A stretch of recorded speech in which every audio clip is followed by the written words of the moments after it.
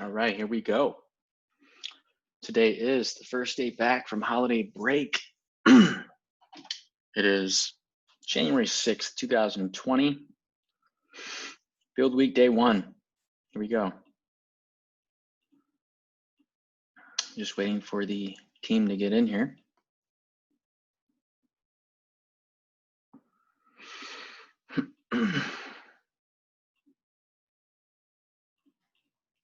Let's see.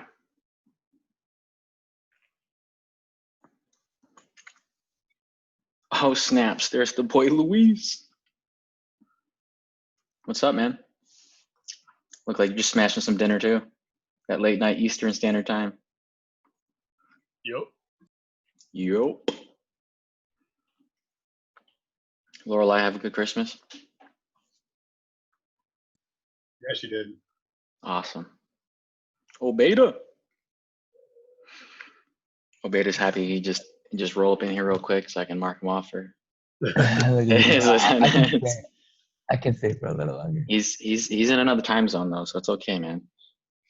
He's grandma's boy, man. He's making grandma happy, so we'll give him a pass. I'm visiting my grandma, Lou. Visiting his grandmother. Yeah. I was like, what the hell? Yeah, I know. I saw your face and I was like, All right, I didn't provide any context there. My bad. No, you're good.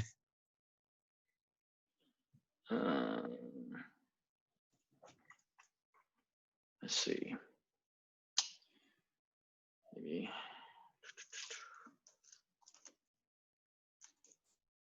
Slack will not let me set up a reminder that has the @ channel in there. Oh, there's Catherine and Tani. How's it going? It's going. Oh, I know that sigh. Just like nothing's happening on my local computer, so I had to be live share because my computer's angry at me. So. You have a Mac too? Yeah. Yeah, there's a lot of people that had Mac issues. Did you guys see the thread in the CS24 help channel? I was like looking through that, and the error I was getting was slightly different. It said I was missing DB config. That's so the one I was getting, Catherine. Oh yeah. Well, I tried doing everything. I tried one thing and then I freaked out because it gave me a bigger error, and I was like, well, I don't want to like go further down this road. No. I got that error. I seriously worked through a bunch of errors. So I honestly think if you do all of those installs, it'll culminate in a working file. Did you do it in? So I installed Postgres on my machine. Oh, I just did it in my, I'm pretty sure it was just in the shell. Yeah, so I think that's why because I wasn't sure, and so I made the decision to do it globally, and then it got crazy mad at me when I tried. It should be fine though. The DB config, I swear globally. I got that. Okay, so I'll just keep doing the other stuff. I did mine globally, then I redid it inside the environment. Okay. Because I did it globally and then I pulled it into the environment so it shows up in the lock file. Because I did it globally, and so now I have access to it, and then I pulled it from I'm guessing that's how it worked. I pulled it from whatever the global file was into my lock file. So when I was trying, because I just tried to do, so I forked it off from our master, and then I tried to do just pip env install, and that was failing. Yeah, I had the same issues. Okay. So for that, I did pip install pip env, and that worked for me. But if you do all the other steps, you can pip env install will work later. Okay, so just do those first. I did so that you have something that and you feel it's doing something. I would just do pip install pip env. Okay. Pip env. Where did that? Has anyone's team even started coding? Just curious. Has anyone even Well, we got on my partner's computer. She has Windows, And so she ran into issues with her version of Python. So it was kind of like we had like two like pots on the stove seeing like, okay, well, who's going to boil faster for the live share? And hers is working. So then we just like abandoned my computer, did live share, and then got everything going. Woo! All right. Our team got started with coding. Sorry. Go ahead. Our team, Tani's on our team, and we actually got some stuff coded. And I think, Tani, did you guys get the back end partially deployed or deployed at all? So we deployed to Heroku, but like it doesn't obviously do anything. You're just going to get a 404 because like we can't do a get or anything. But to start off, we did deploy it to work off of. Okay. So we worked through those errors to get it deployed. Yo, way ahead of yeah. No, we literally didn't do anything to it. We did our .end file. That's it. It's all right. Yeah, that we literally just finished up before I hopped in here. So. Yeah. All right. So welcome back, team. Hope everybody had a restful break.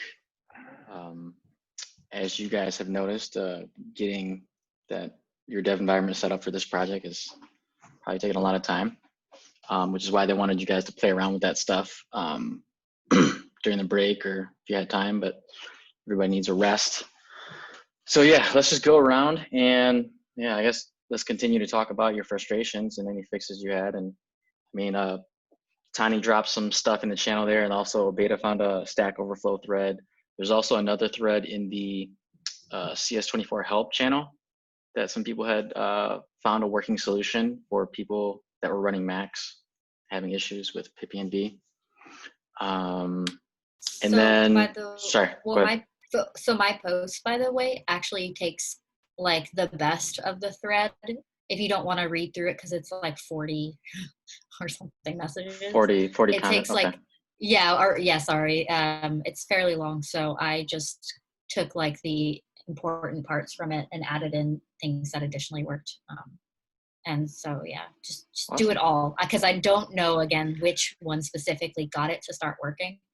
Because again, I had to do a ton of different things. So, thanks for doing that. And then in other news, so everybody knows Nikki she's going on hiatus, and then also Desiree has decided to go on not hiatus. She's flexing, and I asked her to come and say goodbye to the team and like say her farewell wishes, but she just wanted me to relay the message that she wishes everybody good luck with the job search and continue working hard, and good luck to all of us. So yeah, let's just go around 60 seconds, hit up those breakthroughs for today, and then Brian's going to lead us in driving for Project Euler problem number 5 to get those problem solving juices flowing for today. Let's go with Elise. I don't know if I had any breakthroughs, but I've just been like slowly working through getting everything installed. Yeah. Any issues or anything? Anything stopping you? Like you have a Mac as well, so. Yeah. I was going through the 4-hour Django free code camp thing, and I was having some difficulty figuring out the virtual environment that I needed to download, but it was super easy to fix. Just did some Googling and found something, but I don't think I've gotten that far. Okay. So make sure you hit up those resources that Tani and Obeda put up there. You need. Want to pick somebody, Elise? Sure. Jade. So I didn't run into any major issues. I actually went through the Lambda Django stuff that they had and kind of went through the video and the intro at the same time, and that kind of helped me, I think, get through any issues I might have had. So yeah, I just worked with one of my partners on at least starting the front end while we wait for the back end to kind of get their stuff going. and then we were going to set up, deploy that probably tomorrow, and then go from there. So yeah, it went well. Jay, do you have a Windows or Mac? I have Windows. Okay. The only slight issue, but it was like a warning, was I have 3.8 for Python, so there's like a warning, I think, just for pip and vcheck, but I was still able to get through it. And let's see, Luis. Pretty similar experience. I have like a really good team. So we were able to get like the base app up and running with the like boilerplate that was in there and deployed as well. So we can make like get requests, log in, even move around rooms a little bit. So tomorrow we're going to go in and kind of flesh out the room generation, see if we can get 100 rooms, and then go from there. I will pick, I don't remember who, Tani. Yeah, so kind of frustrating in the morning because I spent a couple hours stuck on that, getting various different errors. Like first it was like that, the Psycho PG2 thing, however you say it. I kept getting that issue, and then I started getting like the pip config issue. Like I was all over, so every time I fixed something, I felt like there was another error. Finally got it working, and then another person on the team who was working on the back end and we just kind of spent a lot of time on a Zoom trying to understand more about like Django and how it works, because it feels like it gives us like everything. Sorry, I ate something spicy. So yeah, so that's kind of what I did with my day. It was frustrating, but ultimately successful. Good. And is it Obeda and Bryant, both of you? I'll go with Bryant because I know for sure he hasn't gone. Cool. Yeah, I saw you left. I think you were in my group for like 10 minutes this morning. I was. I don't know. I think you left. That wasn't related to you or anything. Okay. That's what I was asking. No, I was supposed to be on Jade's group, and then like something weird happened over break where I wasn't added, and then I had already reached out like last night, and yeah. I missed like the first 10 minutes of the first call, and I was like, what did I miss? Like, how bad was it? Not you. Same struggles with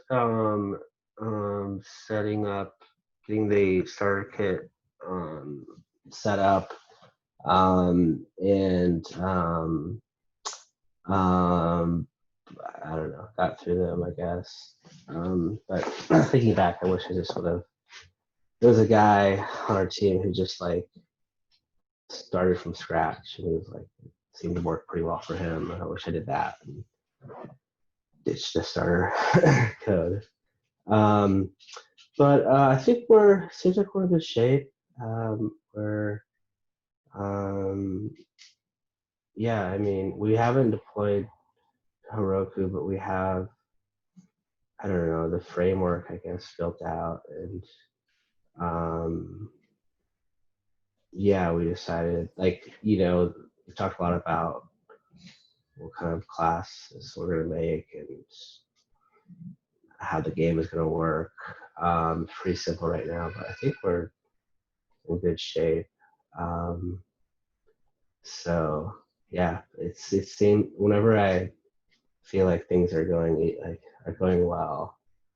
Is that when you get nervous? I get nervous, yeah. So, sure. By Wednesday, I'll be singing a different tune. A beta. Yeah. Today was just a lot of debugging and brainstorming approach.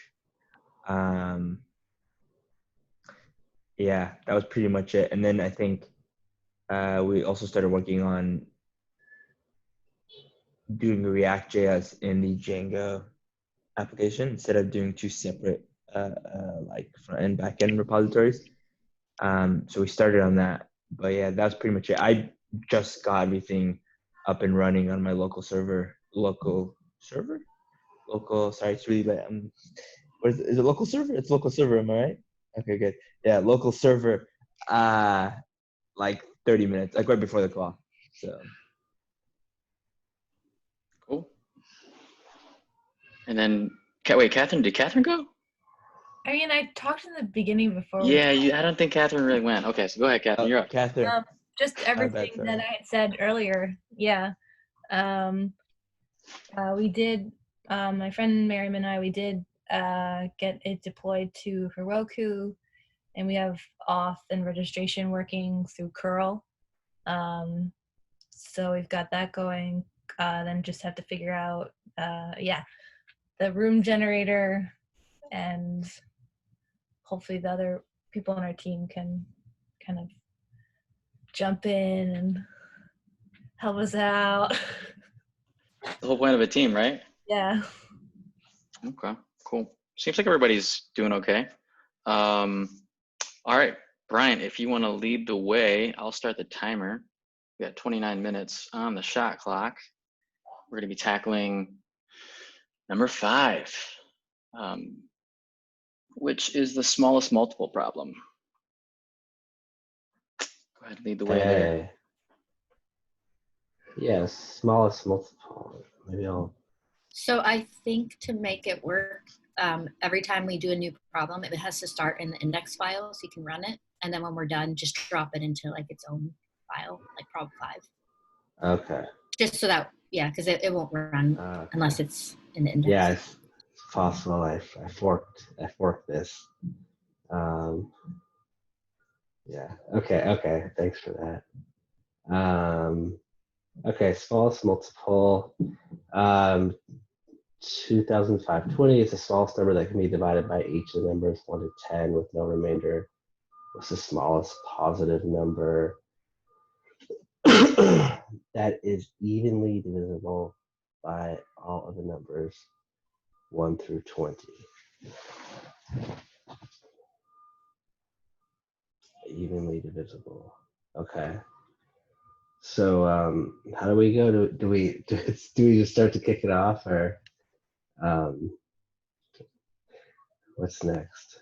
Well, practice using that framework, right? Practice using polys. Yeah. Okay. So I just can't remember like if I'm supposed to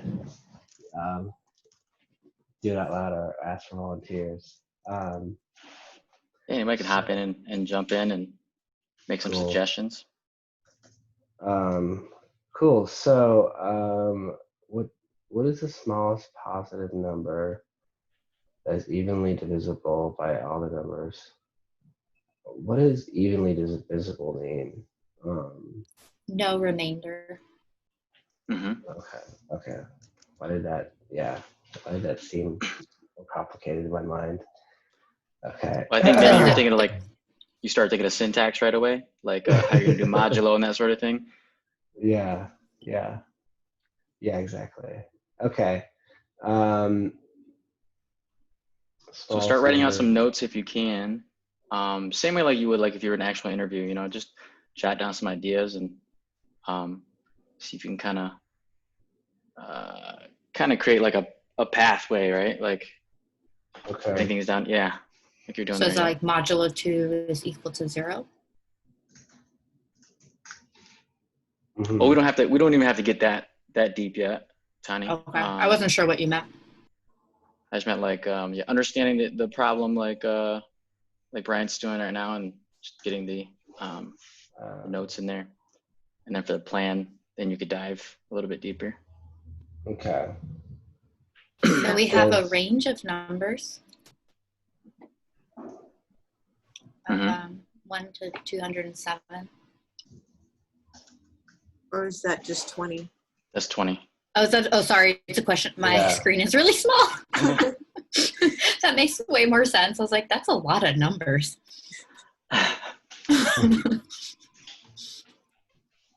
There. No, that was my fault. Nice. I have an ultra wide screen. Okay. So I was just thinking, you know, we don't want to start at 1. We should start at least 20 because be evenly divisible by the numbers in our array. So what else can you think about in terms of like let's start thinking about constraints. So like if I slap like a negative number inside of there, like if we're gonna create a function, it's gonna take in 2 parameters, like a start number and like an end number, because you guys have already talked about like there's gonna be 2 numbers, one that's gonna define like the beginning of the range, one that's gonna define the end of the range. You know, like start thinking about what happens if you put a floating point number in there, negative number. Like these all things should just come to mind right away when you start like thinking, how do I break this? Like, how do I try and break my own code? Because that's what they're looking for. They want to know, can you like objectively find, I don't know, pros and cons to different solutions? okay, so outliers, like, I mean, it can't be negative because a negative divided by a positive is going to be negative.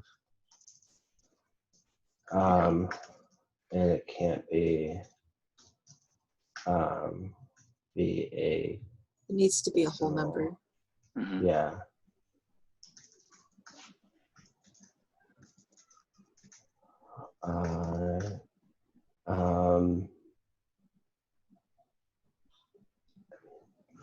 To be honest, it's. I mean, it's just getting. It seems straightforward. Okay. So then the next part that I see a lot of people skip is in the understand phase of Polyas is you need to be able to come up with a demonstrable example of like your understanding through like an example. Yeah. So like go ahead and like provide an example of, I don't know, a range, like maybe you say 1 through 5 and then like find the answer to it. Like, well, we have the one above, the 1 to 10 gives us 25, 20. How about let's do, okay, range of 1, 2, 3.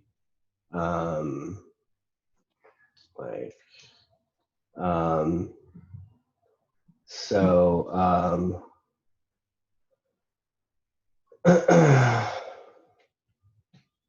so like I guess we'd start at 3,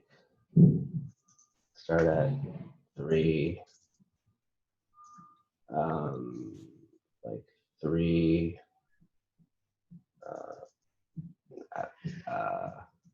Why do you start at 3, by the way? Just out of curiosity. Because 2 divided by 3 would be a fraction. It needs to be evenly divisible, right? So does that make sense? So would it be? So you're. Sorry, Catherine. Go ahead. No, I'm just trying to understand like what the example they have on line 3 about 220, 25, 20 is the smallest number that can be divided by each of the numbers from 1 to 10 without any remainder. When they say like divided by 1 through 10 without any remainder, like what do they mean like by that exactly? Go ahead, Jade, sorry.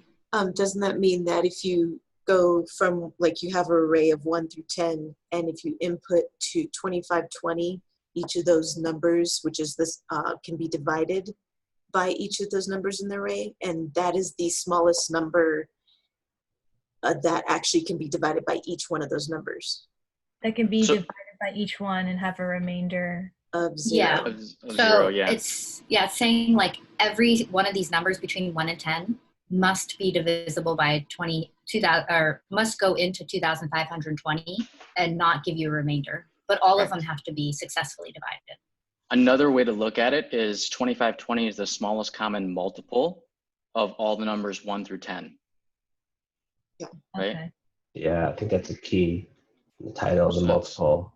It's another way to look at it. So that's why like it's super important to like spend a lot of time in this in the understand phase, because the coding stuff will just come, but they want to know, can you understand the problem? Okay, so it's a good question. And they are all divisible. I may or may not have just divided all of them into it. So then if we're looking at it, and I'm just kind of doing like the quick math in my head, wouldn't, if we're doing 1, 2, and 3, wouldn't 6 be the smallest number off the top of my head? That's what Yeah. Yeah. So I was just gonna solve for a really easy one, or 5. Brian, so when you're saying start at, you mean like this is the first right. multiple we're gonna try, the common multiple that we're attempting? Right. Okay, so like even though, like, for example, I mean, I guess we could start at 4. I mean, like.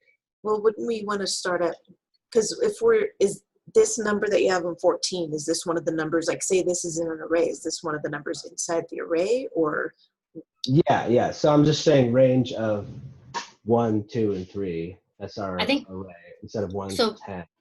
Brian's point is that he's starting at the largest number in the range, because if you start at anyone smaller than the largest, there will be a fraction, because the smaller number, like if a smaller number is divided by a larger number, there'll be. So I think that's why you're doing 3, for example, in this, right? Right. Okay. And now that I think of it, now that you guys verbalize all that, our number needs to be an even number, right? Like we could skip odds, right? No, it just has to be evenly divided. Because we need to test that. We need to test that smallest number against every single number. So it has to be 1, 2, and 3. That's the reason why I was asking, well, why are we starting at 3 when we have to go through the whole like array of numbers? Like I get where it's coming from, but I'm just thinking like planning out wise, wouldn't we have to filter starting at 1 anyways? Yeah, I agree. So what Jade is saying, the order doesn't matter. Like we have to test all of them. Dynamically, like if the array was just 1. Yeah, or if it's like unsorted, or just for anything, we would want to test every single number. So that's why I got confused when you said you're starting at 3. Because if we have an array, how do we just start at the largest number? And what if it's not sorted? So I don't know if I'm throwing too much. I think maybe that's a good point. Like, we could declare now like this is sorted. The example, is just 1 through 10. And then the question is 1 through 20. Like, I think we could just say, okay, this is going to be a sorted list, right? But like what you're saying, Brian, is like, so example, if our range was 1 to 10, you would use 10 as like in place of 2,520.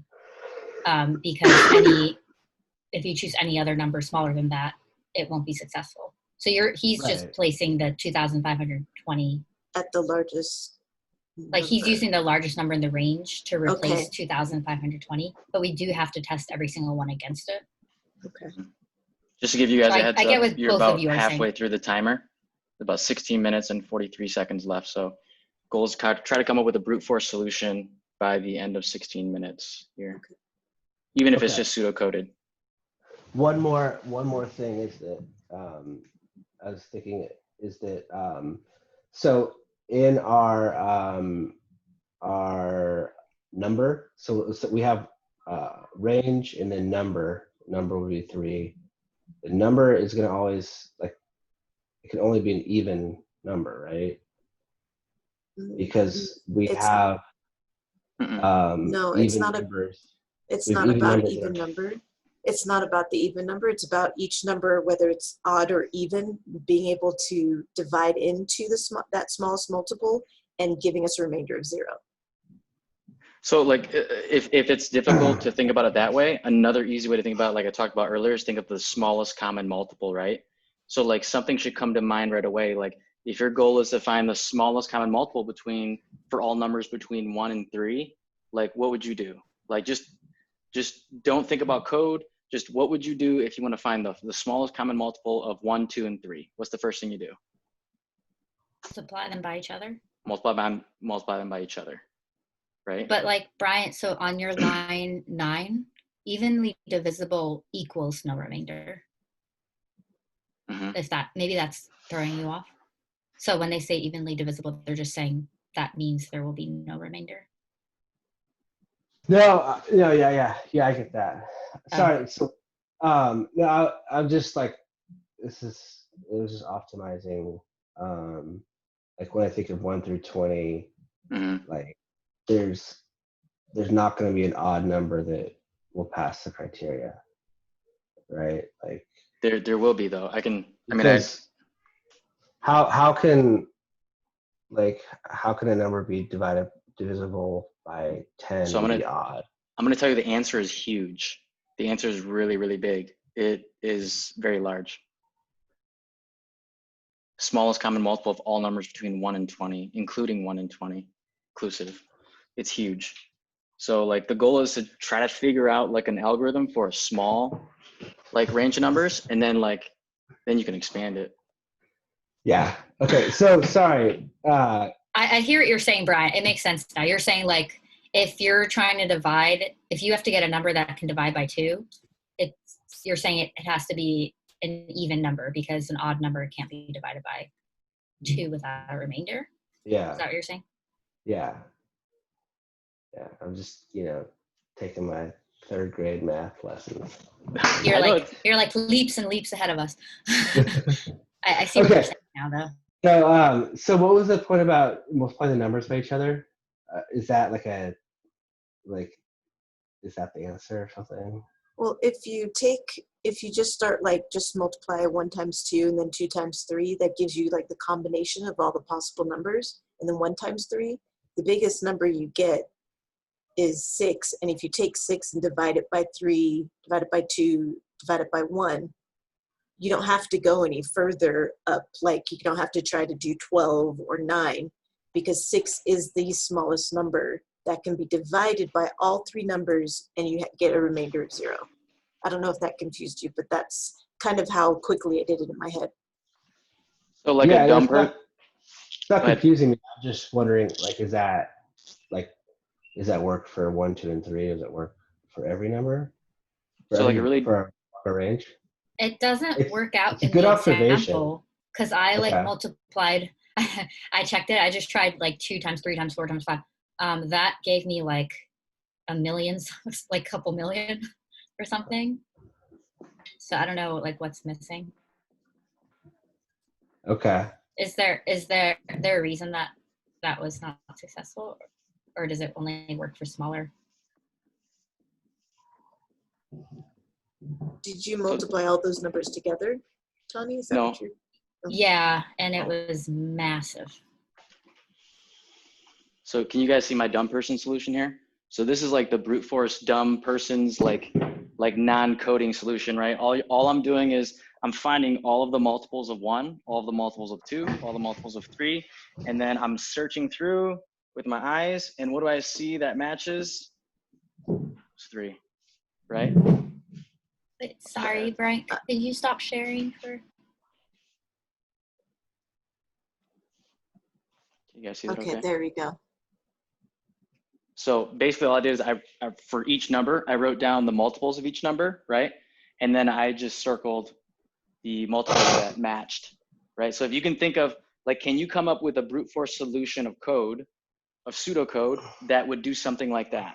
I mean, this is obviously not optimal, but it is something to get you started. Okay. In that range, add the range, its multiples are itself plus itself. Say it again, Catherine. So for each number in that range, it's itself, the multiples are itself plus itself. So for 1 to 3, 1 is 1 plus 1 plus 1, 2 is 2 plus 2 plus 2, 3 is 3 plus 3 plus 3. So yes.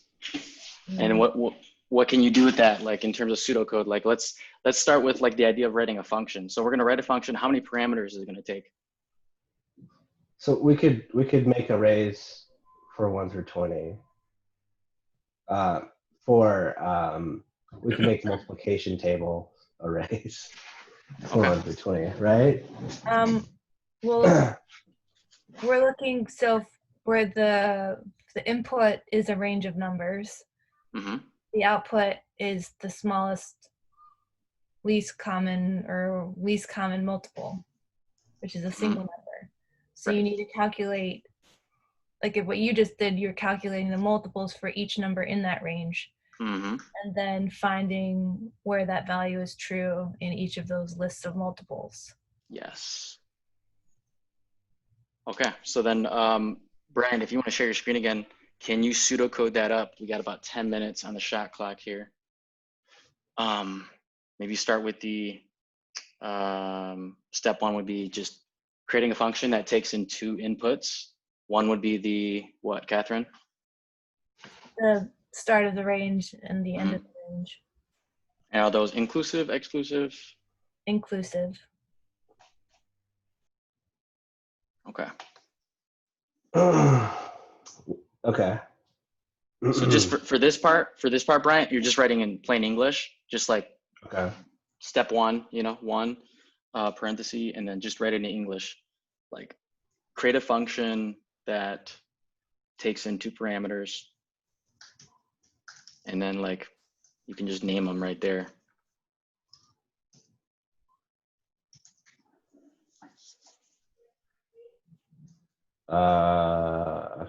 Takes in 2 parameters. Yeah. You kind of want to declare like how many parameters it's going to take in, so that way you have an idea in your mind, and then how many outputs it's going to have too. There you go. Cool. And then maybe talk about like how many outputs it's going to have, what data type it's going to be. So it'll be a single output. That's the smallest positive multiple. Is that how we would say it? Smallest common multiple. Common multiple, yeah. I think Catherine said least common multiple.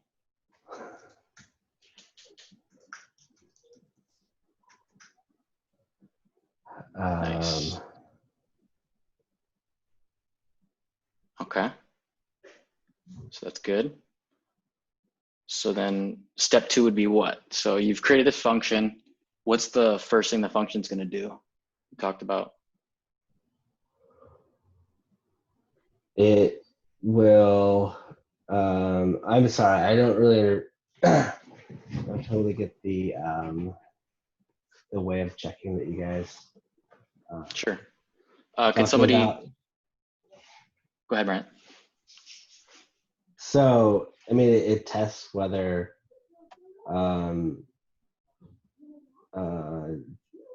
there's a common multiple in the range, right?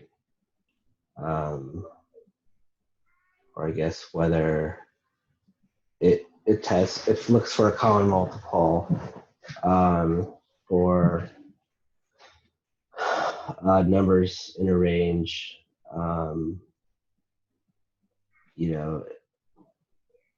or sequential numbers until it doesn't find one, and then it goes to the next number. Can somebody somebody provide maybe another explanation that might start as 1, it checks against 1 plus 1 to 2, and well, it looks for a common multiple, right?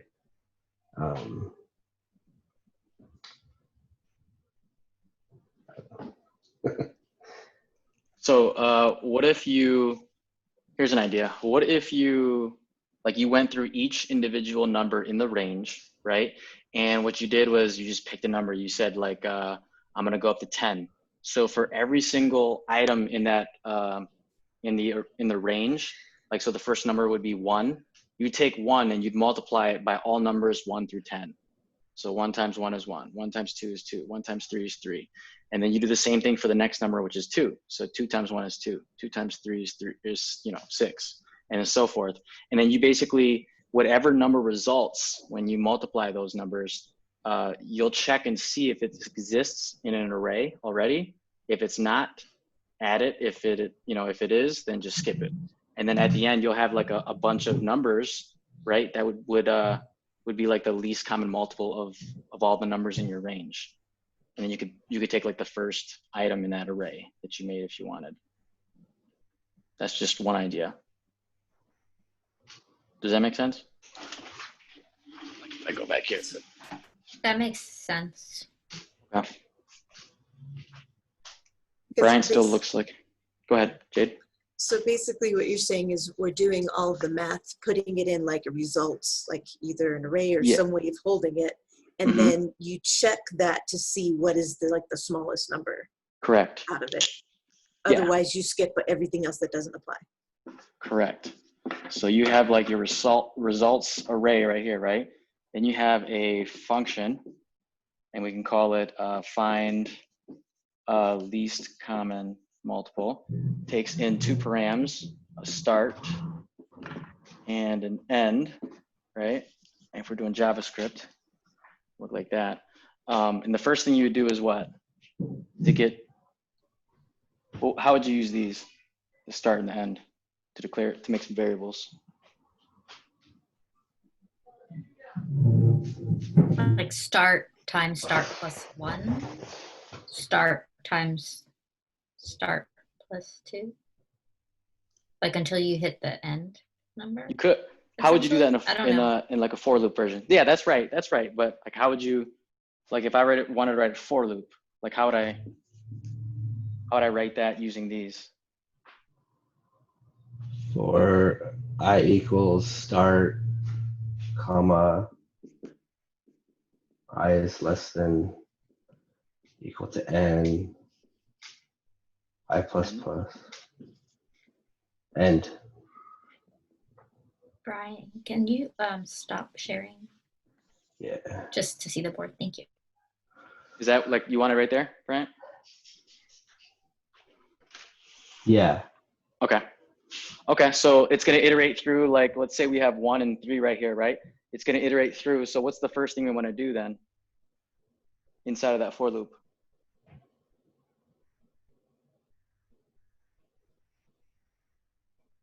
Catherine, what's a multiplication version of the solution that you suggested earlier, the adding of the number to itself? Timesing the number. Mm-hmm. Range. Right. So how would we do that though? Like, could we do that with just a single for loop, or would we need another one? Wouldn't you need another one so that you have two inputs you can plug in? Mm-hmm. So we'll put another for loop. So go ahead and lead the way on that one, Jade. What do you want me to write? Let I equal. Can you use I, or have we? No, like, it needs to be J. Okay. It needs to be the next number. So would it be? Well, remember, we just said that we said that we were just going to pick some arbitrary number like 10, because we know that 6 is the least common multiple, right? But we just want to demonstrate that we know how to get that least common multiple. So we could just pick a random number, like, like let J equal 1, and then, like go all the way up until 10, right? Yeah. Okay, so we'll say J equals 1, and then we'll say I is less than or equal to 10. And we are just going to increase every time like that. And then what do we do inside of there? Now that we have access to both outer and inner arrays here. Wait, question. Arrange. So yep. What for your second for loop, you wouldn't use start and end again. You would actually hard code the values. Well, that's just sorry. Because did I miss what you said? No, it's okay. It's just because we decided we knew that 6 is the least common multiple of all those numbers, and so we just picked a number, like, so we wouldn't keep going to 100 because we know the least common multiple is within 10 numbers. So like we're literally picking the range.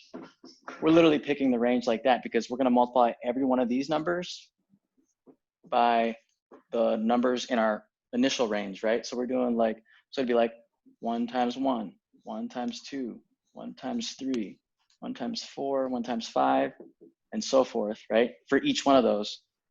And what you're doing, go ahead.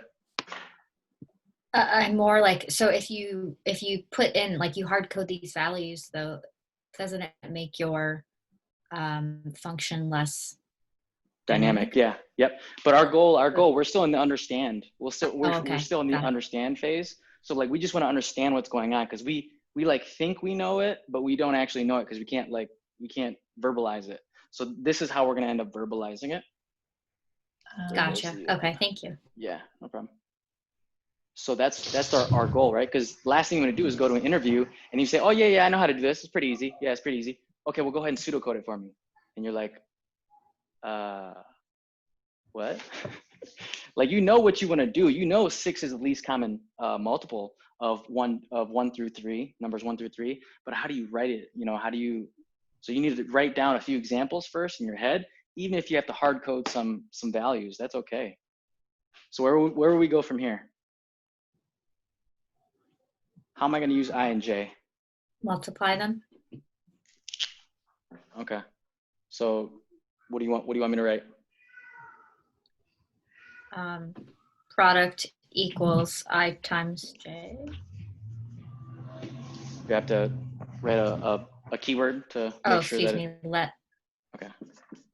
Let product equal I times J, right? Is that all we need, or what else are we checking for?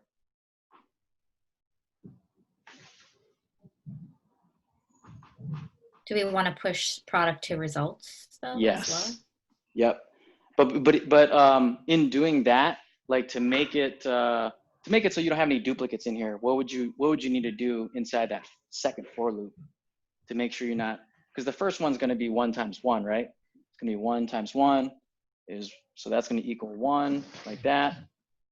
Should we check to see if it's in there, or like how do we do that? What would you guys want to do? Just hope for the best, man. So you're gonna plug in you're gonna push all those numbers in there? No. We can. I mean, we can.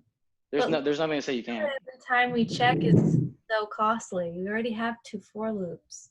Yeah, you're right. Yeah, we'll just push it to results and see if there's a ton of. No, that's a good idea. No.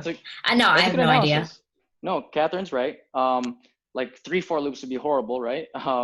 But the idea, though, is also you don't want to be sitting there trying to optimize when you have 30 minutes to solve a problem and you never get to a solution. Like, even the worst solution is better than no solution. Yeah.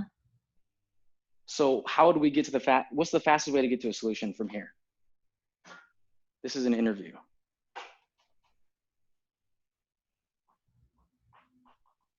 Some if statements? I don't know. Could. Or we could do Catherine's way. Catherine, so you just suggested we just add them all in, right? No, and I didn't say that. That terrible idea was mine, Tico. Hey, we might as well do that because nobody else has any other ideas moving forward. In the end, go ahead. To check, you could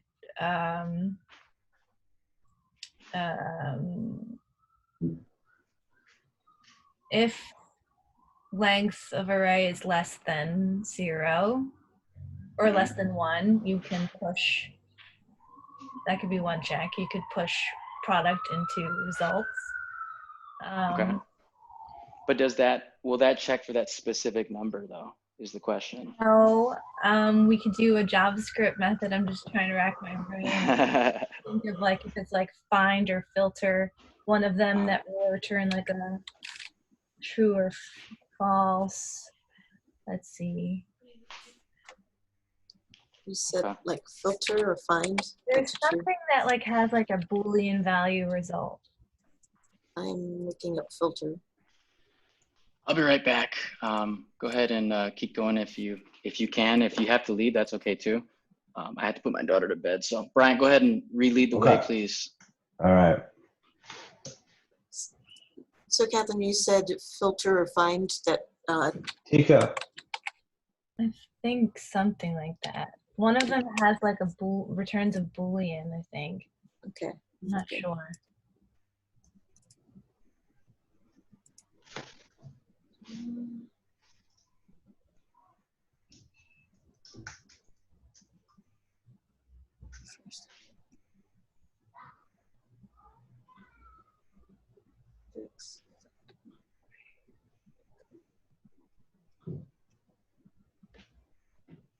Includes.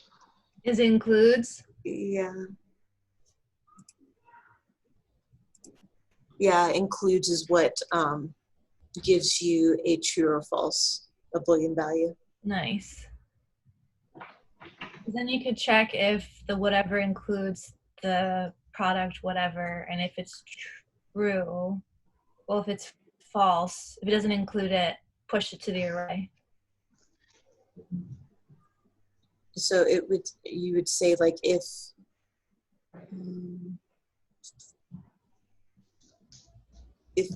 what is it? Is it results includes product? Or yeah, because I think product, because then we're deciding whether, oh no, if it includes, yeah, you're right. Yeah. Or should we say true? If it's true, then push it. Or no, if it's false, then push it. Else, I don't know, do nothing. Isn't it results dot? So you're pushing product to results. Yeah, it's open. Isn't it? Oh, okay. I think append is for Python. I think. Yeah, I think it's just push. Push. Okay. Right.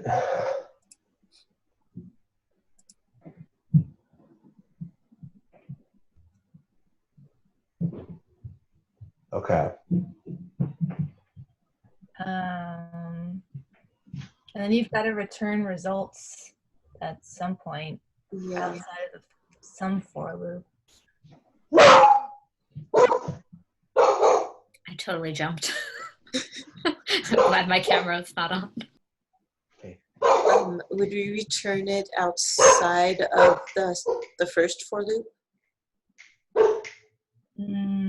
Or oh no, we still have to find the smallest. We need to iterate J, right?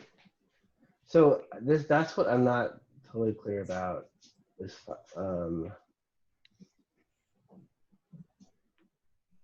what gets pushed to this results array, like how that helps us.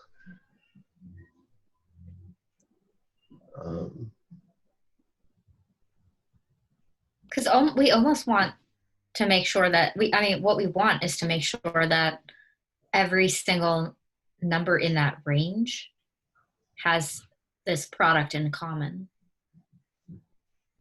So like, I don't know how the results array will help us. Yeah. At this point, it's almost like we need to have an array of results for each one and then compare. Yeah. Which what they have in common, but I don't know how that seems like it's getting really complicated. Yeah. I don't know. I'm hungry. I need to eat. It is about that time. Yeah, it's 8 o'clock.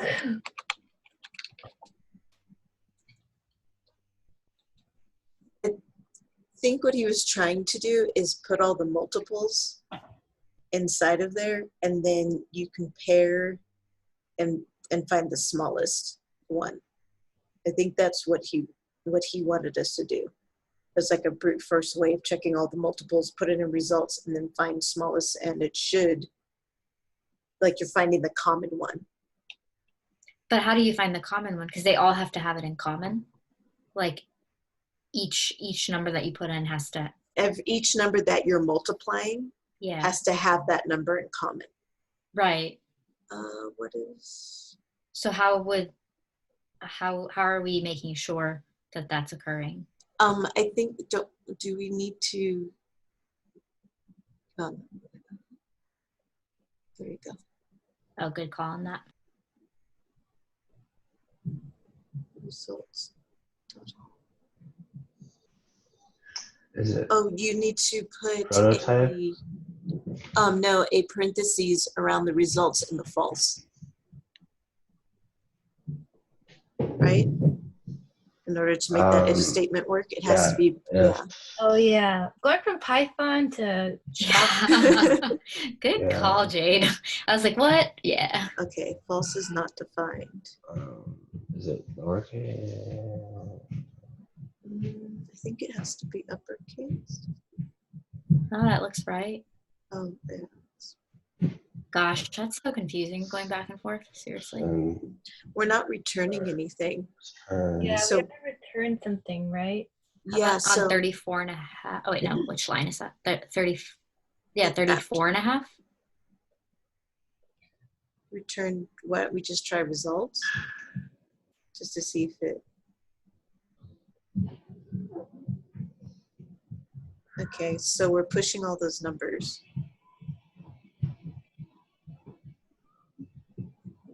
I don't think it's completely right though.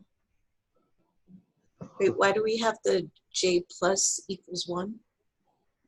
I don't know. Can we get rid of that? I did. Yeah, sorry. I don't know why I did that. No problem. Yeah. Okay. All right, what do we come up with? So, Nice.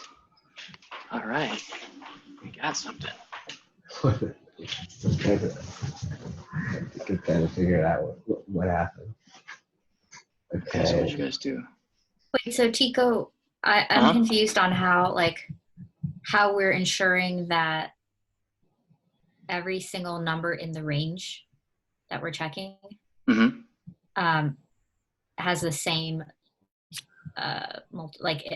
how are we checking the least common multiple factor? Okay, and, so what we're doing right now is we are just basically taking a pre-designated range of numbers that we'd like to multiply all the numbers from the start parameter to the end parameter. So that's all you're doing is you're just creating an array that will have all of those numbers, and then you'll need another for loop, right? To separately go through and, like Catherine said, you can use a dot filter, you can use a dot reduce, you can use whatever you want to use, but there has to be something that would generate these numbers for you. They're not going to make themselves, right? I mean, obviously this is not the most optimal solution. In the optimal solution, you use like a cache, but this is a great place to start. But so I'm still confused as to how we're checking the least common multiple, because I get that we're taking these products from I times J and we're pushing all of the results, or all of them, into the results if there's if it's not already in results. But how are we ensuring that they are all divisible by this product, I guess? Okay, so every single number in this array is divisible by at least one of those numbers, correct? Correct. So we can't use those for loops that we've already used to just generate the array. So we're going to need another for loop, right? That's going to have to iterate through that new array we just made, and it's going to have to do something to check. So it's checking each number and then dividing it too. Correct. Okay. So let's do that. Does that make sense to everybody, or? Yeah, I thought for some reason we were saying that this was giving us. I was like, what? No, remember, this is the dumb person solution. This is the brute force. Like you have to come up with at least a dumb answer. I need an even dumber answer. The interviewer's gonna be like, what the heck? This person keeps on giving an excuse that they're optimizing in their brain and they're trying to think of all the different cases, but can't even give me a dumb person solution. So you gotta at least let them know that you know the dumb person solution. So then basically it would be like I don't know, we need another thing, K equals Brian, can you follow Jade's command on that, and let's see if we can get another for loop going, line 35.5. So we have these results, so now we need to do this outside of both of the for loops, because that's basically helped us do all the product. So Wait. on. Okay. Sorry. So this is on after line 35, I guess before the return results. You know, I've never tried to put 2 for loops like at the same level before. You mean nested? Well, not nested, because aren't we putting it outside of the other for loop? Oh yeah. So I've never done something like that. I've nested, Really? but I've never like two put them at the separate same for level. loops? Oh. I don't think so. Maybe I'm crazy. Could do a. Not crazy. No, never mind. Go ahead. What'd you say, Brian? You do like a while, I was gonna say. Or You could do a while. I guess ultimately what we would probably do is like another function, and then pass that function in or something. Okay, let's go back to our dumb person thing. I think in a later iteration, yeah, that would be good to pull that out. But go ahead, Jade. So would a while loop be easier? Whatever you want. Whatever you want. I mean, like I was just thinking, like. What are the advantages of a while loop versus a for loop? What happened? You don't have to specify the endpoint for a while loop. Infinite. Yep. And since our goal is to find the least common multiple, right? Oh, right. That makes sense. I mean, you could do the same thing with a for loop. You just have to have a break statement as soon as you found it. Otherwise, it would just finish all the way to whatever end number you designated. So keep going, Jade. I'm looking up while loops. Okay. Let's go with what you know first. Okay, because Okay. let's just go with the for loop, just something you know. Okay. So it would be on line 35, or do we need to return the results at that point? Or could we just use the results in the for loop? We can use the results in the for loop. Once we return, we're going to end. So we're going to end it in this. Okay. Before a return. Okay. So we're going to do for what is that K? Yeah. Or K, yeah. Equal.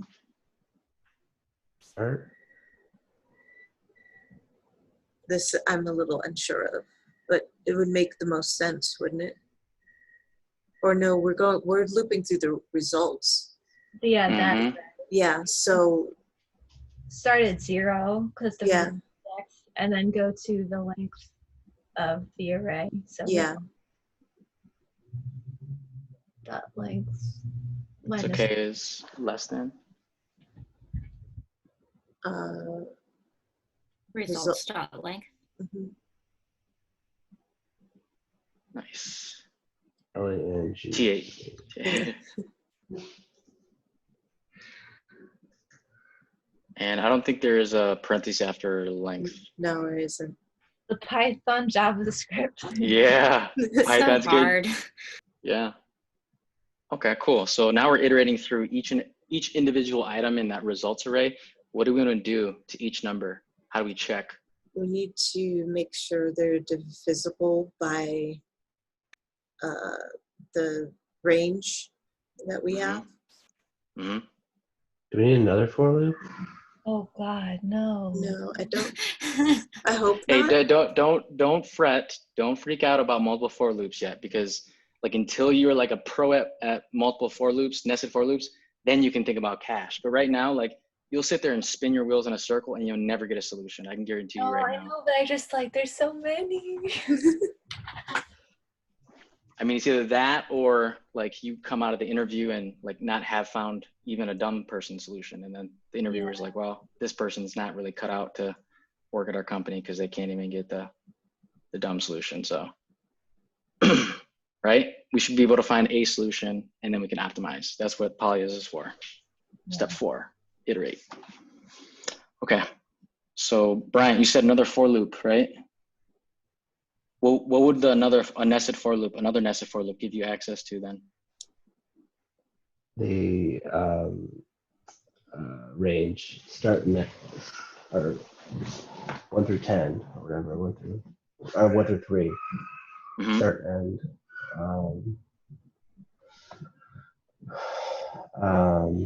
like this.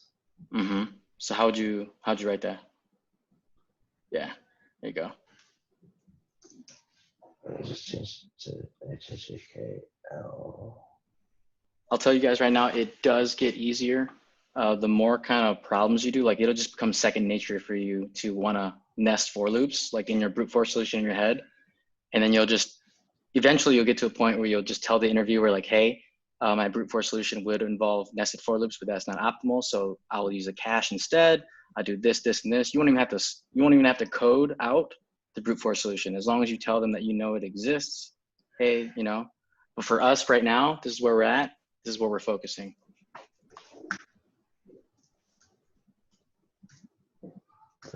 Check equal L modulo K. Right? Yes, I mean, essentially what we want is to have the modulo be equal to 0. Yeah. So we need to... An if statement? You need to somehow, you need to articulate that you want the K to be in reference to the index of the array, right? Because if you just do L divided by, or L modulo K, it's just going to divide like the indexes. Indices, yeah, sorry, yeah.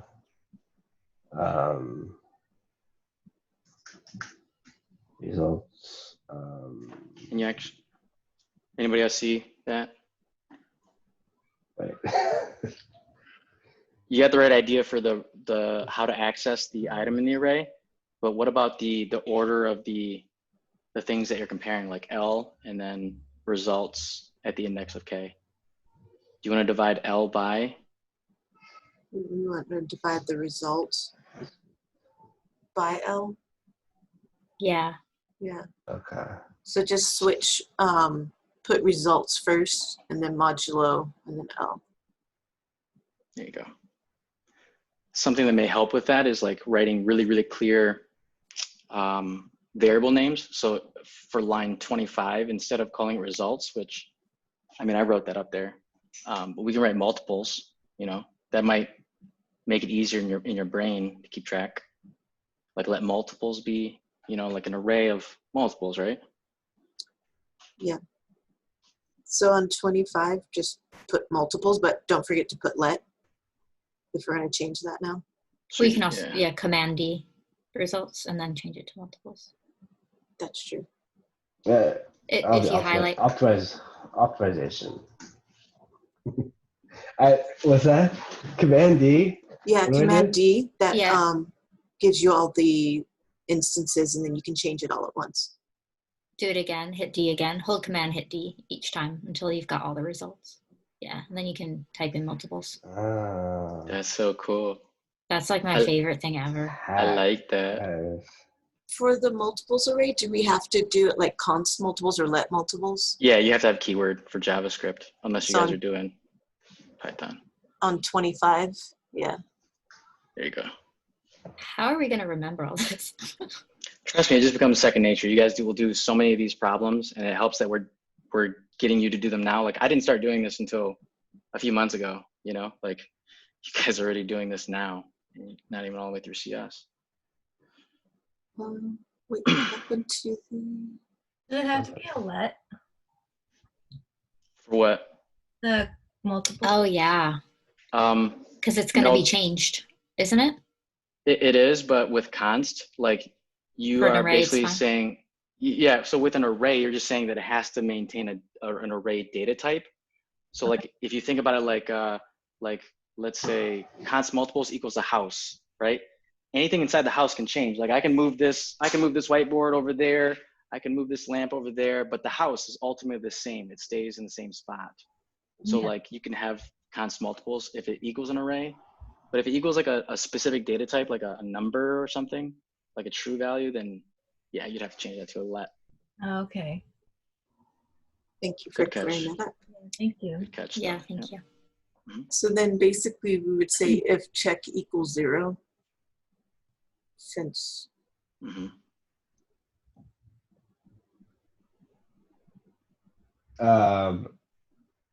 If check equals 0, then yeah, that would not be an even, or it would be an even, right?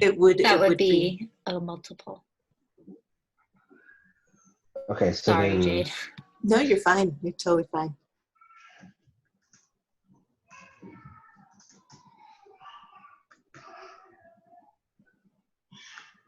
uh, 2 or 3. Then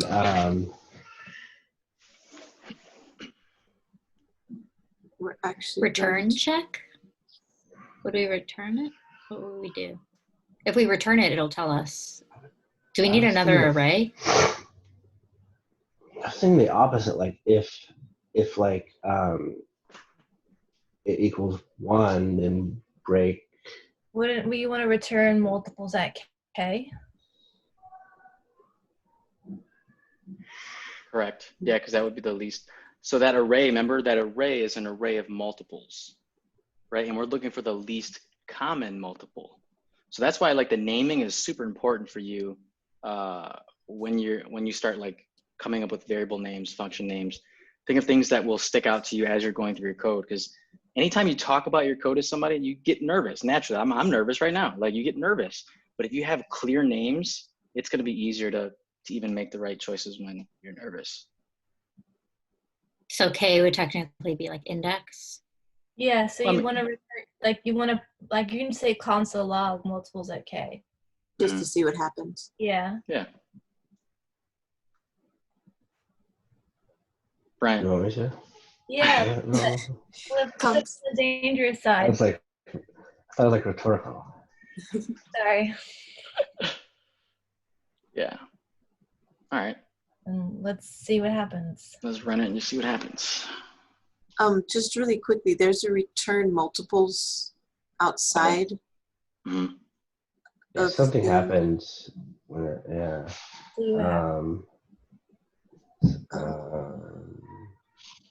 with the 2 parentheses on 40, why don't we just go ahead and move that to the next line just to see where it lines up. So on 40, you have those 2 parentheses. Go ahead and hit enter. There you go. What's going on line 35? Whoa. Oh. We should probably. Oh, I think Brian, when you accidentally copy and pasted the let conditions. Yeah. Yeah. So you just delete that.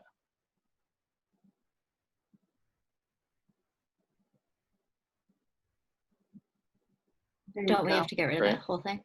Wait, get rid of line 35. Just like delete it. Yeah. You just delete line 30. Yeah. There you go.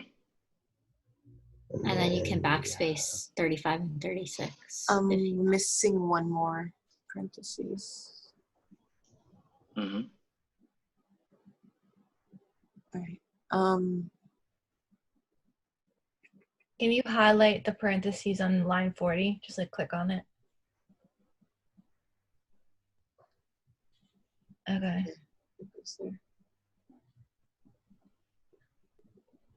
Cool. Let's just see what happens. Guess and check, my favorite thing. Oh. Multiples is not a function. We have to get rid of line 41? Oh. Or yeah. Is that because? No, this got, okay, so we do. Multiples dot push. Oh, got rid of push. Oh, yeah. Wow, what happened? There you go.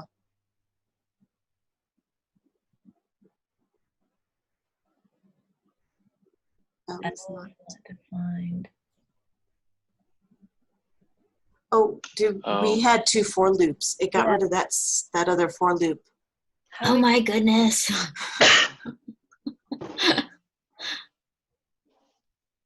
Okay. So you just need to put that for That's loop just back cruel. in there, right? Yeah.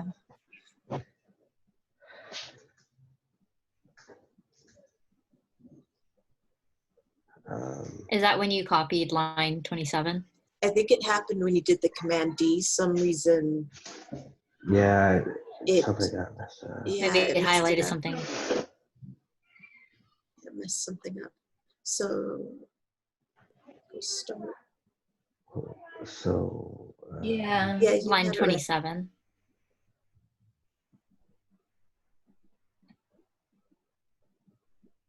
So I think line 35 will look like line 27. Oh, okay. Yeah. Yeah.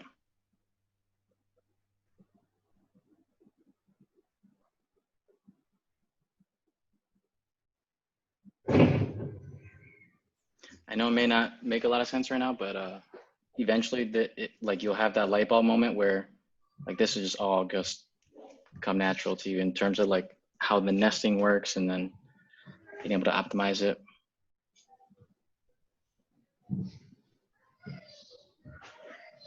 Okay.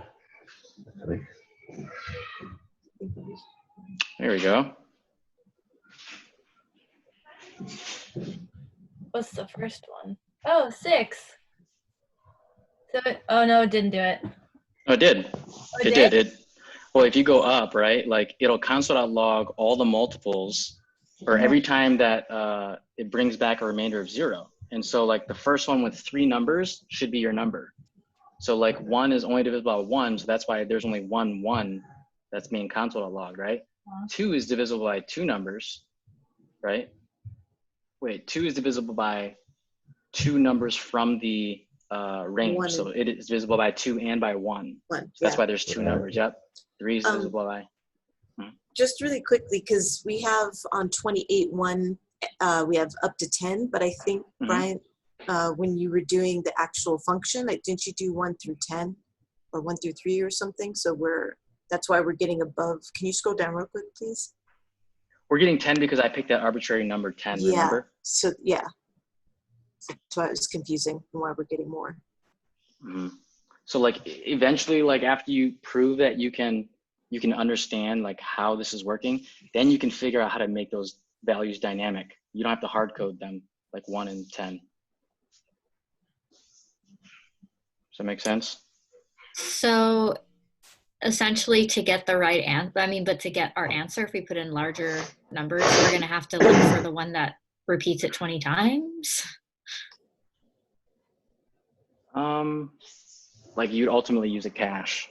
So I used a cache to optimize like mine. Django or Python? Mm-hmm. Oh, because we're on JavaScript, so we don't have a cache. So then we would use.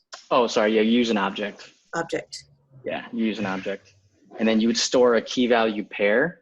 So like basically I'd create like a for loop, right? That would go through and do the same thing that we did before, is basically create a bunch of like multiples. And then like in evaluating that multiple, I would say, okay, is this multiple inside of the already existing cache? Because that has like an O of 1 lookup time with an object, right? A dictionary. So then you can say, oh, it's not in there. Go ahead and add it in there. And then the next one, oh, it's in there. Go ahead and add it in, don't add it in there. And then like when you go through and like search all the keys inside of an object or a cache or dictionary, it's O of 1 too. So it's fast. So that takes care of our lines 30, or line 30 essentially, include, or 30 and 31. So if it doesn't include it, we're pushing. Yeah. But instead of pushing, you'd be like setting a new entry, in the dictionary, because can't use push dictionaries, but yeah. But as it stands, our solution would mean we'd have to look for the number that's repeated 20 times. Right. So you could use, what could you use to figure that out?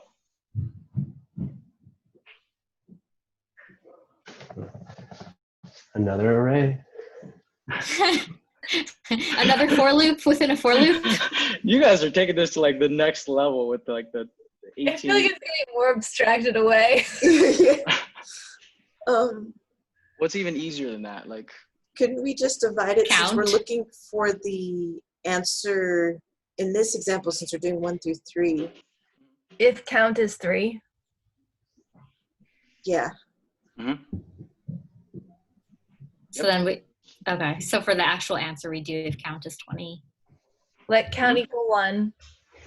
And let count equal 0. And if it's 0, let count increase And then when count is 3, print whatever it's return. Nice. or console log. I like the idea of another array and 2 for loops. You're crazy.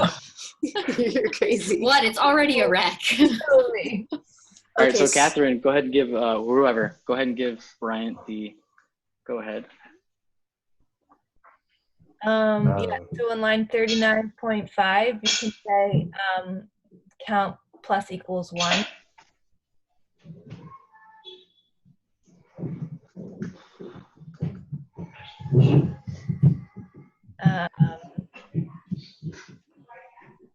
And then you were saying if count equals 3, but here we do if count equals end. Is that what you're saying, Catherine? And then we return. Oh, yeah. Good. Yeah, that makes sense. Because end is the length of our, like, the range. Yeah. That's a good point. So essentially we want it to be repeated that many times. So that means. One thing to also consider though is what happens in a situation where your start is 5 and the end is 10. Is your count, so should it still equal 10 in order for it to return? No, it should be 5. Wait, I'm sorry. Can you say that again? Yep. So, okay. So right now we have numbers. The length of your range. From 1 to 3, right? So we're saying, so all the numbers like 1, 2, and 3. So whatever least common multiple that we get, it should be divisible evenly by the numbers 1, 2, and 3. But if we have a range that starts at, like, let's say it starts at 2 and it goes till 5, like, does the count still need to equal 5 in order for it to break? No, because you're not counting 1. Yep. So you're going 2. Yeah. Length. Okay. So it's not going to be multiples dot length, because multiples dot length is the result of the product that we did, right? Mm-hmm. It's going to be end minus start. Wait, say that again, Catherine. End minus start. Right? Yeah. Mm-hmm. Yep. Am I right? I don't know. 3 will. Yes. Yeah, you are. Because that'll make sure we're in that range. N minus. Or is it N n minus plus start 1 would be, minus n plus yeah. 1 minus start? Yeah. N plus 1 minus start. Mm-hmm.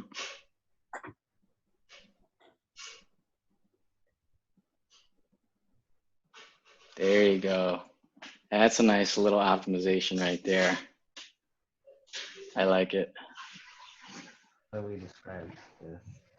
This is. You can call it result or something. This is the number of.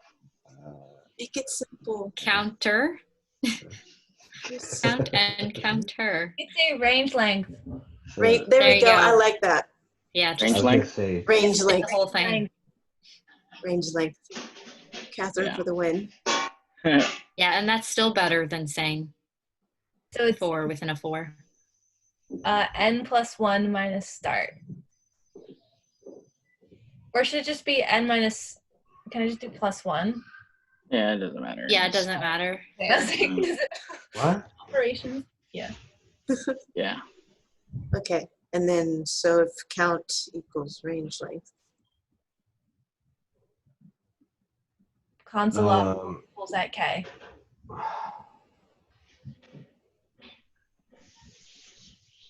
And then you can get rid of the console log on 40. Mm-hmm.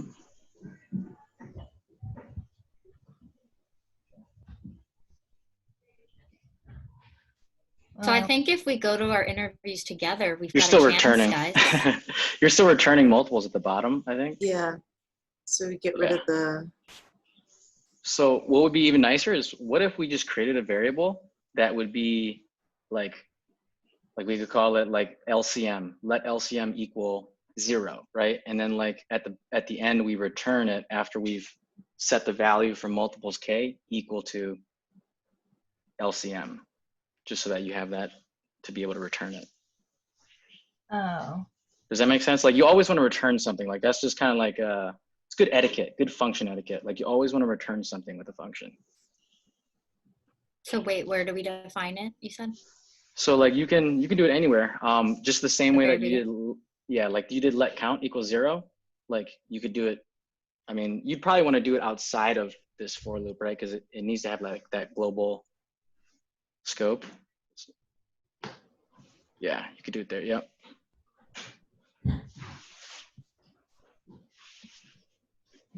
I can just do that. Yeah, you could do that. And then just return LCM at the bottom there instead of multiples. Okay. So when it stops running, that for loop breaks. Yeah. Return. And then I set LCM to Yep. Multiples K. Mm-hmm. You got it.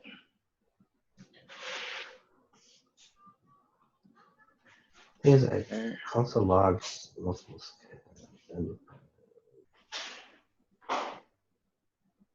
Undefine multiples K. You have to, when you call the function, you have to console.log it, because right now, like you're just returning something, and so like you have to do console. Oh, you did do console.log at test. Yeah.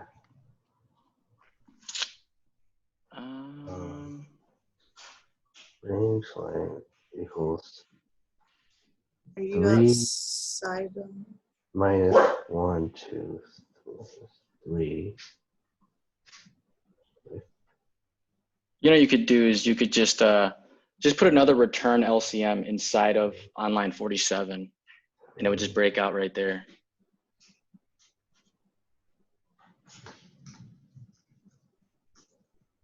That way it never even has to hit the, I have to go to the next loop. Okay, so we're still not. This is where you start throwing in some console.logs in places to see what blocks it's hitting. Can we console.log the LCM just Yeah. instead of the multiples K, and then actually put like inside if statement or something and print this? Sorry, put it where? So yeah, right there. Yeah. And then like either before do quotations, comma, and then just so that we know where we're at, do inside if conditional. So comma. Yeah, and then inside there, just whatever you want to say inside, yeah.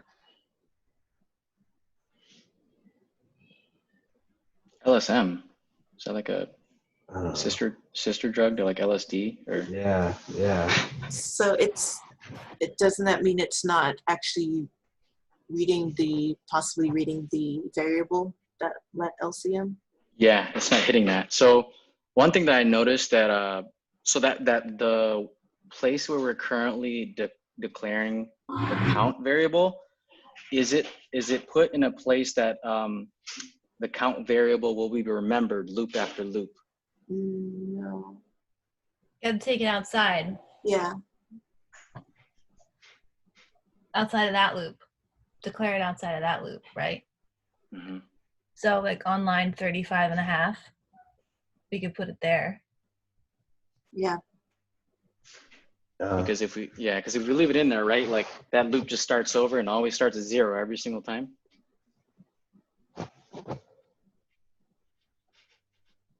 Why did? There you go. Yay! There you go.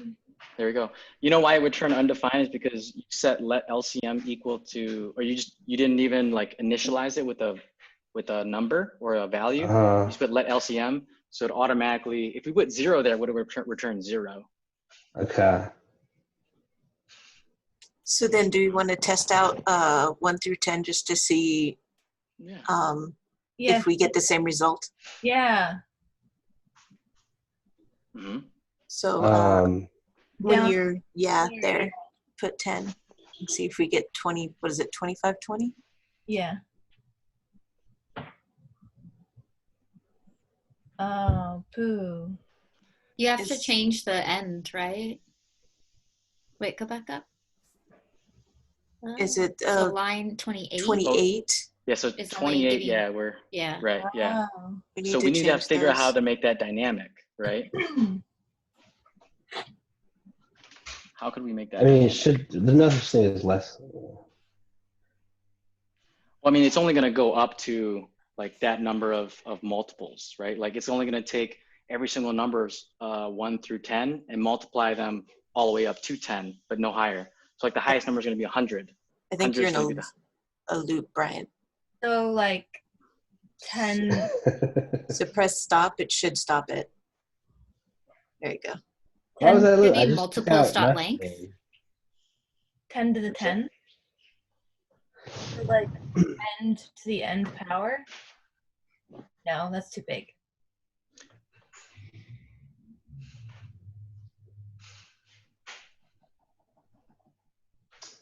It's the range of start to end. Would it just be 10 times 9? Because that's the largest But we're still hard coding it, aren't we? Because what if we get 20 Yeah. or 30 or 50? Yeah. You can just do n J times J minus 1. Is it n times end? n times n. Why would you do n times end? I just want to like Big understand. multiple. Big multiple. You could, but what if the number is so big that I'm going to tell you right now, the answer to this problem is 9 numbers long. So then it would be n to the end. Maybe. We try it. Why not? Try it. So j equals It wouldn't be, end to the end power. or could it just be n times n minus 1? What may be bigger than like 10 times 10 is what? I'm seriously asking my brain. Yeah, you're right. It's I mean, well, 10 times 10 is 100, but Yeah, so it would be, yeah. that didn't make sense what I said. So it would need to be bigger than that. So I'm just saying, like, let's just do end to the nth power. I don't know. Okay, let's try it. Maybe we'll time out though. Well, I mean, we can optimize after. How do you do it? I'm looking it up. I think it's a How? star or pow, or is it star? Yeah, it's two stars. 2 stars.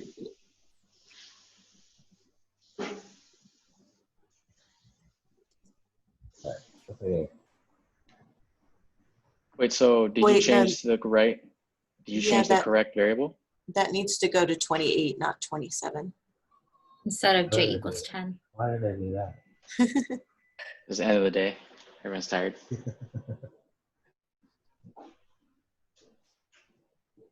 So basically what we're doing is we're just making sure that the thing that makes our multiples for us, it doesn't stop after it gets to like 10, right? Because 10 is too small of a number.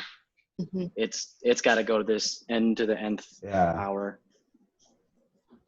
Okay. So let's see. Yeah, I guess if you have a multiplication table, it's like 10, 10, you know, 1 through 10, 1 through 10. Yes, exactly. That's me. Nope. Well, that just means it's still running.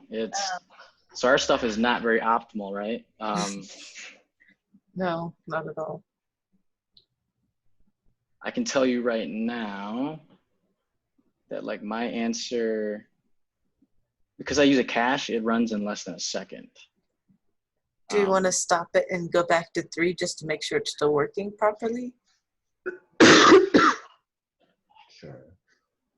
Just to make sure that n to the times is. Well, yeah. All right. So it's just taking a while. Try 4. Try 4 and like try to increment by going up a little bit at a time. And you'll see it just takes a little bit longer every time. Because this is, what's the runtime on this? What's the runtime? A little slow. I'm big algorithm cheat sheet. Come on, guys, you can do it. So for loops. Log, some kind of.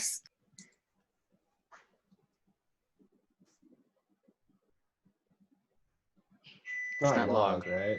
It's Mm-mm. power. Mm-hmm. It's not O It might N. even be n cubed because we have a looping check. We have Are those net? Is that third for loop nested though? No, I'm saying we're using includes. Uh-huh. So we have Okay. through. Yeah, that's true. Very good call.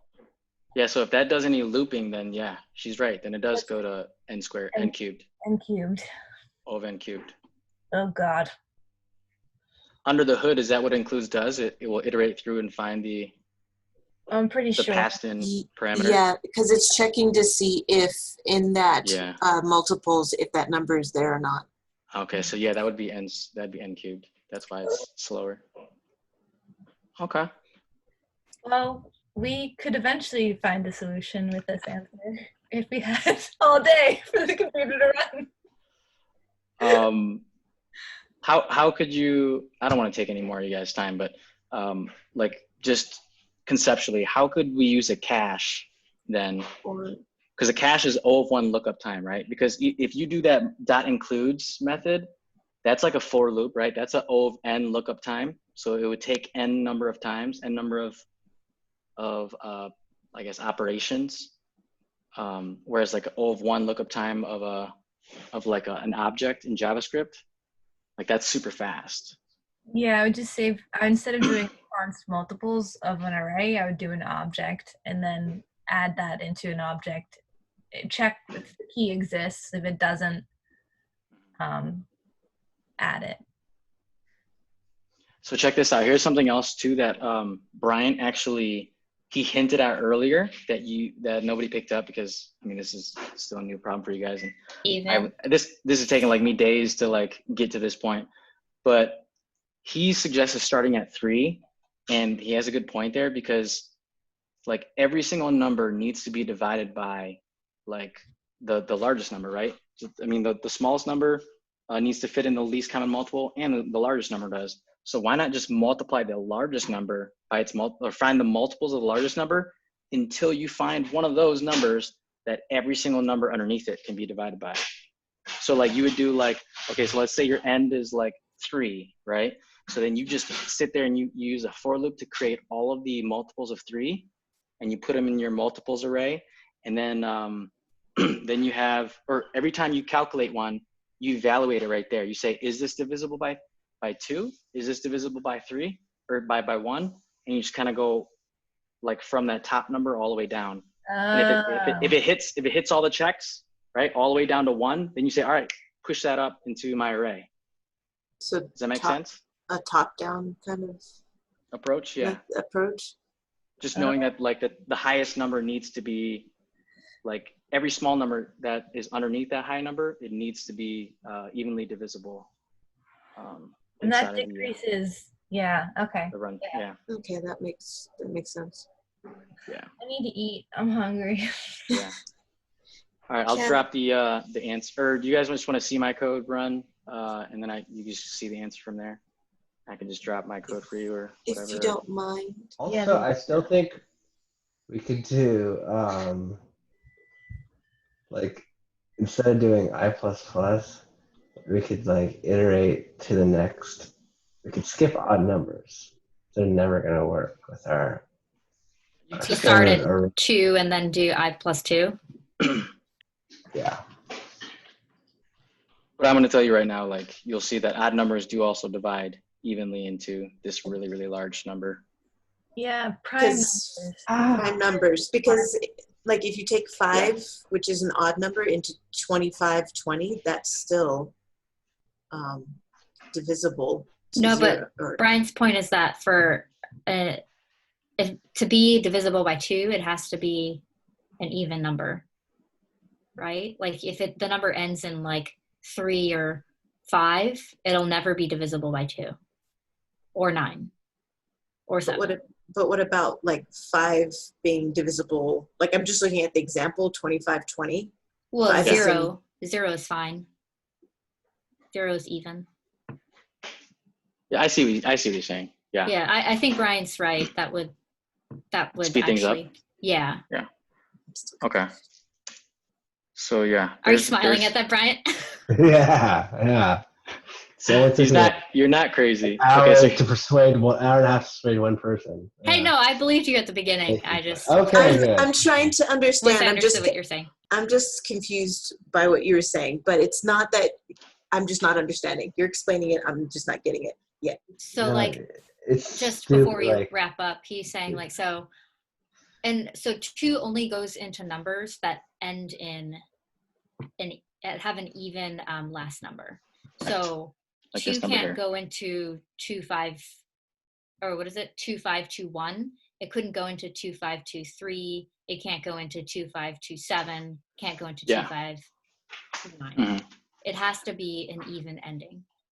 So so like basically when he was trying to optimize when we shouldn't have been optimizing quite yet, because we still haven't we haven't made all the multiples yet, but he's making sense, right? Like, so you read all those multiples out, but you just know that a multiple that will be divisible by all of those, like if 2 is in your range, it has to be a number that's even naturally, right? Yeah, he did now I get it. Yeah, he was now I get it. Way more steps ahead of us.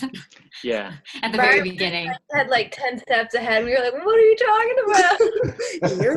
We're like, no, let me tell you what even means. Now I get you. I get it. I get it. All right. So this is our answer here. It's 232,792,560. And the only difference. My bank account.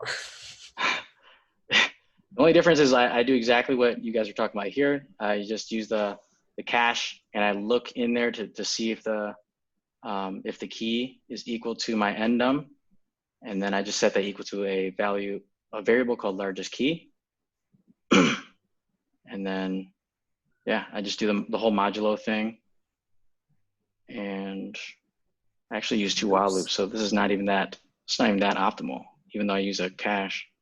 I have 2 loops. So I'll drop that code for you so you guys can get going. Awesome. Thank you, guys. Good job. Good job, guys. The more you get used to these, it's going to be, trust me, it's going to be easier.